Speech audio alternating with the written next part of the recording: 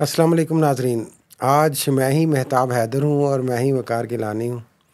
تو مہتاب صاحب تھوڑے سے مصروف ہیں. وہ میں نے کہا کہ ہم ایک حاضری ضرور لگائیں جناب آپ کی خدمت میں. تو سب سے پہلے تو ہم تھوڑی سی بات کریں گے جو دھماکہ چوکڑی مچی ہوئی ہے اسلام آباد میں. اور کل شام سے یہ آپ کو پتہ ہے ناظرین معاملہ شروع ہوا ہے. اور اس کے دو پہلو ہیں. ایک تو پاکستان تحریک انصاف کا جلسہ جو کہ ترنول کے مقام پہ ہونا تھا اور منسوخ کر دیا گیا. دوسرا تھا تحریک لبیک پاکستان سمیت باقی جو دیگر مذہبی جماعتیں ہیں ان کا جو سپریم کورٹ میں ایک فیصلہ ہے اس کے حوالے سے جو ایک دباؤ بڑھانے کا اور اپنے مطالبات پیش کرنے کا طریقہ تھا. اس میں یہ بھی آج شامل ہو گیا کہ وہ سپریم کورٹ میں جائیں اور وہاں پہ جا کے اپنی آواز بلند کریں. تو وہ ایک مجمع کو وہاں پہ جانے سے روکنے کے لیے پورے شہر کو اور پاکستان تحریک انصاف کے جلسے کو روکنے کے لیے پورے شہر کے تمام انٹری پوائنٹس پہ کنٹینرز لگا دیے گئے. اس کے علاوہ دیگر شہروں سے بھی پتہ چلا کہ اور بھی دور دراز کے علاقوں میں جہاں پہ انٹری پوائنٹس تھے اور جو لیڈ کر رہے تھے اسلام آباد کی طرف ان کو بھی راستوں کو بند کر دیا گیا. ابھی پاکستان تحریک انصاف نے تو فی الوقت مؤخر کر دیا جلسہ 8 ستمبر تک. لیکن جو مذہبی جماعتوں کے کارکنان ہیں وہ ابھی بھی ڈی چوک پہ موجود ہیں. اور اتفاق کی بلکہ دلچسپ اور عجیب و غریب بات یہ ہے کہ یہ جو فیصلہ قاضی فائز عیسیٰ نے کیا تھا جس کے بارے ہم نے پہلے بھی بات کی اس پہ review petition second review petition جو ہے اور ریویو پٹیشن بھی نہیں ہے بیسیکلی یہ ایک ریویو کے طور پہ علماء کرام کو سنا جا رہا ہے جو مذہبی قیادت ہے اور اٹارنی جنرل ہے. تو صبح 9 بجے سے ناظرین سپریم کورٹ میں یہ معاملہ چل رہا ہے اور میرے بات کرنے تک یہ جاری ہے اور شاید آگے بھی کچھ دن یا 1-2 دن یا شاید آج رات تک جاری رہے. یہ پاکستان کی تاریخ کا ایک انتہائی دلچسپ اور عجیب و غریب کہہ لیں مرحلہ یہ کیس ہوگا جس میں سیکنڈ ریویو خود سے ایکسیپٹ کر کے اور اس میں کوئی وکیل کی ریپرزنٹیشن نہیں ہے. قاضی فائز عیسیٰ چیف جسٹس آف پاکستان نے کہا ہے کہ میں وکیلوں کو نہیں سنوں گا. میں جو مذہبی مکاتبہ فکر کے لوگ ہیں علماء جن میں خاص طور پہ انہوں نے مولانا فضل الرحمان کا نام لیا مفتی تقی عثمانی کا نام لیا اور قاری زبیر یا ابو الخیر کا نام لیا اور اس طرح اور دیگر جماعتوں کے کچھ علماء کرام کے انہوں نے نام لیے کہ میں ان کو سنوں گا. تو وہ معاملہ جاری ہے. آپ کو پتہ ہے یہ اس وقت تک جو کارکنان ہیں مذہبی جماعتوں کے وہ جمعیت علماء اسلام کے بھی لبیک کے بھی باقی بھی وہ کچھ نہ کچھ تعداد میں ڈی چوک میں جمع ہیں اور ان سے میری جو بات چیت ہوئی ہے ان کا یہ کہنا ہے کہ ہم اس وقت تک موجود رہیں گے جب تک یہ فیصلہ جو قاضی فائز عیسیٰ نے کیا یہ ریورس نہیں کیا جاتا. اب دلچسپ بات یہ ہے کہ اس میں ساتھ وہ بھی یہ بھی کہتے ہیں کہ ہمارے ہزاروں کی تعداد میں لوگ آلریڈی الرٹ ہیں. اگر یہاں پہ صرف چند 100 ناظرین کہتے ہیں وہ لوگ یہاں پہ بیٹھے ہوئے ہیں تو اس کا یہ مطلب نہیں کہ بہت لمیٹڈ اسٹرینتھ ہے, یہ بہت تھوڑی طاقت ہے. یہ وہ کہتے تھے کہ ہمارا سسٹم اتنا آرگنائزڈ ہے کہ ابھی ہم نے اگر کال کی تو ہزاروں کی تعداد میں مختلف شہروں سے لوگ نکل کے آنا شروع ہو جائیں گے. اور یہ خاص طور پہ ٹی ایل پی اور جے یو آئی کا نیٹ ورک آپ کو پتہ ہے پبلک اور اپنے ورکرز کے درمیان بڑا اسٹرانگ ہے. اب تھوڑا سا میں اس کیس کی طرف آؤں گا جو میں سمجھتا ہوں کہ سیکنڈ امینڈمنٹ 1974 میں جو آئی جس میں احمدی کمیونٹی کو قادیانی جنہیں کہتے ہیں پاکستان میں عام طور پہ ان کو غیر مسلم قرار دیا گیا. تو اس کے بعد مسلسل پھر ضیاء الحق کے دور میں 298 اے بی اور سی ایڈ کی گئیں جس میں ان کو کہا گیا کہ آپ اپنی عبادت گاہ کو مسجد نہیں کہیں گے اور آپ جو کلمہ اور یہ چیزیں ریسائٹ نہیں کریں گے, لکھیں گے نہیں اور السلام علیکم نہیں کہیں گے, یہ بھی قانون میں لکھا ہوا ہے. تو اس کے بعد یہ میں سمجھتا ہوں اور بہت سارے اور لوگوں کا بھی یہ خیال ہے کہ پاکستان کی جو تاریخ ہے مذہبی حوالے سے اس میں یہ جو کیس ہے ابھی جو سنا جا رہا ہے قاضی فائز عیسیٰ کی عدالت میں یہ ایک بہت اہم اور سنگ میل اختیار کرے گا کیونکہ اس میں جو فیصلہ انہوں نے دیا ایک مبارک ثانی شخص کی ضمانت کے کیس میں اس میں انہوں نے لکھا کہ لافل ہے کہ جو 4 دیواری کے اندر اگر کوئی اپنے مذہب کی تبلیغ کرتا ہے تو آپ اس کو نہیں روک سکتے. جو ہماری پاکستان کی مذہبی کمیونٹی ہے اسلام کی اور مسلمان جماعتیں ہیں جو وہ اور جن کی طرف لوگ انگلی اٹھاتے ہیں کہ شدت پسند کا تاثر دیتے ہیں، ان کا یہ بڑا واضح موقف ہے کہ یہ جو چار دیواری والا مسئلہ ہے، اس میں آپ ان کو اجازت دے رہے ہیں کہ وہ خود کو مسلمان کہیں، وہ الیجڈلی الزام لگاتے ہیں کہ تحریف قرآن کی جائے، یا جو بھی پرچار جو قانون نے سیکشن 298 ABC کے تحت انہیں منع کی ہے آپ وہ کریں،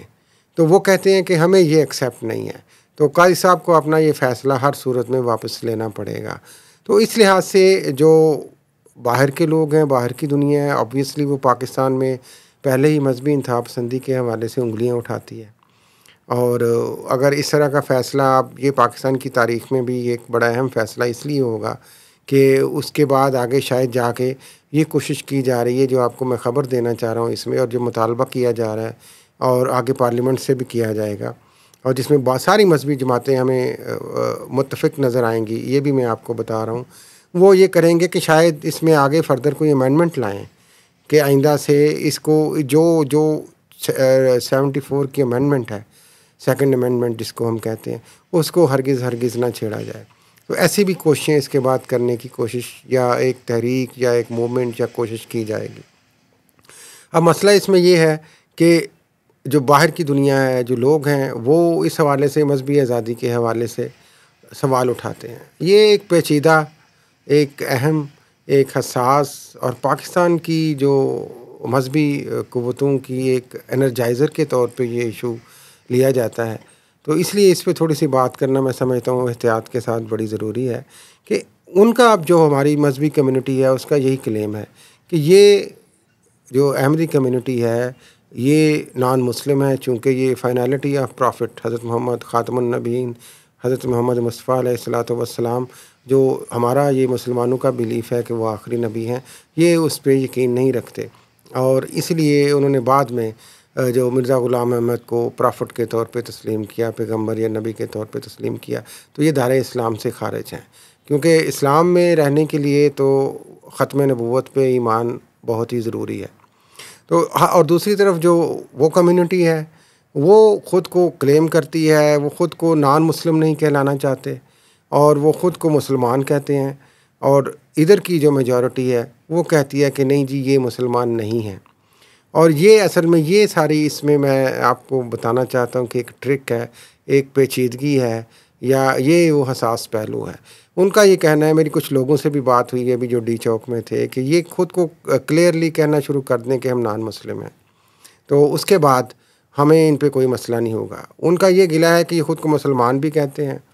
اور یہ اپنا سسٹم بھی ساتھ چلاتے ہیں، اس میں اپنی وہ جو بھی انہوں نے الزام کے طور پہ کہتے ہیں کہ تحریفات کی گئی ہیں دین میں، ان کو بھی جاری رکھ کے آپ اپنے آپ کو مسلمان کلیم نہیں کر سکتے۔ تو آپ دیکھتے ہیں یہ کیس آگے کس طرح جاتا ہے، اور امید تو یہی ہے کہ جو مذہبی جماعتوں کا مطالبہ ہے اس کو تسلیم کر لیا جائے گا، اور اس کے بعد پھر آگے اس پہ بہت سارے جو بھی کوشچنز ہوں گے یا اس کے جو مختلف پہلو ہوں گے ان پہ آبویسلی مختلف طریقے سے پاکستان کی سوسائٹی میں ڈائلاگ ہوتا رہے گا۔ اس پہ حالانکہ اور مذہبی انتہا پسندی آپ کو پتہ ہے اس پہ بہت سارے سوالات اٹھتے ہیں، گو کہ عملی طور پہ ریاست میں کچھ نظر نہیں آتا، لیکن محسن نقوی وزیر داخلہ نے آج اس سچویشن پہ ایک واضح طور پہ میٹنگ کر کے ایک پیغام بھی جاری کیا۔ اس میں انہوں نے یہی کہا کہ جناب یہ ریڈ زون میں کسی بھی جماعت کو انہوں نے کہا جانے کی اجازت نہیں ہے، ہمیں احتجاج جو پرامن ہے اس پہ کوئی اعتراض نہیں ہے، اور لیکن احتجاج کے لیے مناسب جگہ ہونی چاہیے، کسی کو قانون ہاتھ میں نہیں لینے دیں گے۔ اب دوسرا مسئلہ ہے پاکستان تحریک انصاف کا، مختصراً اس پہ بھی بات کرتے چلے جائیں کہ پاکستان تحریک انصاف کو پہلے 22 اگست کو جلسہ کرنے کی اجازت دی گئی، پھر ایک دن پہلے اچانک کمشنر آفس اسلام آباد نے وہ اجازت نامہ منسوخ کر دیا، اور اس کے بعد یہ انہوں نے کل اعلان کیا پی ٹی آئی نے کہ ہم ہر صورت جلسہ کریں گے۔ پھر اس کے بعد ہم نے دیکھا کس طریقے سے بیریئر لگا دیے گئے پورے اسلام آباد میں انٹری پوائنٹس پہ، اور کنٹینرز رکھ دیے گئے۔ تو پھر صبح 22 اگست کی صبح کو یہ اعلان کیا گیا پی ٹی آئی کی طرف سے اڈیالہ جیل کے باہر کہ بانی تحریک انصاف پاکستان عمران خان سے جیل میں ملاقات کے بعد یہ فیصلہ کیا گیا ہے کہ یہ جلسہ جو ہے خون خرابے کی طرف اگر جانے کی گورنمنٹ کوشش کروا رہی ہے تو ہم اس کو ملتوی کرتے ہیں. ہم 8 ستمبر کو کریں گے. 8 ستمبر کے لیے ایڈمنسٹریشن نے ایک نیا NOC بھی جاری کر دیا ہے. لیکن یہ جو ہائیڈ اینڈ سیک ہے PTI کا اور گورنمنٹ کا، یہ کافی 1 سال سے چل رہا ہے. PTI جلسہ کرنے کی کوشش کرتی ہے لیکن دوسری طرف سے اس کو روک لیا جاتا ہے، عین موقع پہ روک لیا جاتا ہے. پھر یہ پولیٹکس کھیلی جاتی ہے کہ یہ جلسہ ہی نہیں کر سکے. ادھر سے اس چیز سے کیا ہوتا ہے کہ PTI کے اندر اختلافات اور گروپنگ جو ہے اس میں اور زیادہ وہ شدت آ جاتی ہے. جیسے کہ اس کیس میں ابھی علیمہ خان جو عمران خان کی بہن ہے، انہوں نے بھی خود کہہ دیا اور انہوں نے یہ کہا کہ جناب یہ 7:30 بجے کس نے جا کے عمران خان سے ملاقات کر لی اور کس نے ان کو ملنے دیا. یہ سب باتیں ہیں، یہ جان بوجھ کے نہیں چاہتے کہ کوئی پبلک پریشر بلڈ ہو اور عمران خان باہر آئے. انہوں نے جو موجودہ قیادت ہے PTI کی باہر، ان کو بلیم کیا اس حوالے سے. پارٹی کے اندر بھی 2 مختلف گروپس ہیں. ایک شدت پسند گروپ ہے اور اس میں وہ سمجھتے ہیں کہ ہمیں پبلک پریشر بلڈ کرنا چاہیے تاکہ عمران خان کی رہائی کے لیے کچھ وہ کام کریں، جبکہ دوسرے کچھ مصلحت کی گیم، کچھ مذاکرات کی گیم یا کچھ ہدایات کی گیم کھیلتے ہیں کچھ دوسرے کارنر سے، دوسرے گھروں سے. تو یہ معاملہ ابھی PTI کے اندر میرا خیال ہے کہ آج کے جلسے کے بعد، چونکہ ان کا جو اتحادی پارٹیاں ہیں، محمود خان اچکزئی جو انہوں نے تحریک تحفظ آئین بنائی ہے، اس کے حوالے سے بھی انہوں نے کلیم کیا کہ یہ ایسا نہیں ہونا چاہیے تھا. اور ابھی تک کی اطلاعات کے مطابق تو جو مجلس وعظت المسلمین ہے اور محمود خان اچکزئی ہیں جو اس تحریک تحفظ آئین کو لیڈ کر رہے ہیں، ڈٹرمنٹ ہیں اور متفق ہیں کہ یہ جلسہ آج جیسی بھی صورتحال ہے اس میں ہونا چاہیے. تو اسلام آباد کی حالت ابھی دگرگوں ہیں، کنٹینرز لگے ہوئے ہیں اور دیکھیں کل تک کیا صورتحال ہوتی ہے. اسی کے ساتھ ہمیں اجازت دیجیے اور اس پروگرام کو براہ کرم ضرور آپ سنتے بھی ہیں، سبسکرائب بھی کریں اور اپنا کامنٹ اور فیڈ بیک بھی دیں. اور اس کے ساتھ ساتھ آپ اس پروگرام کو پاور FM 99 ریڈیو اسٹیشن پہ سوموار، بدھ اور ہفتے کو 4 سے 5 بجے سن بھی سکتے ہیں. اجازت دیجیے، خدا حافظ.